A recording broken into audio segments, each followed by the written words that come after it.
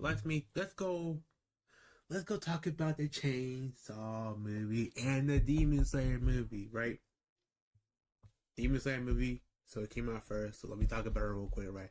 The Demon Slayer movie, great animation, great backstory, great character, great fight, great cinematography, great everything, bro. Can't complain, right? Backstory is a little bit long, you know. I wish the movie would keep going because like low key, everything about it was great.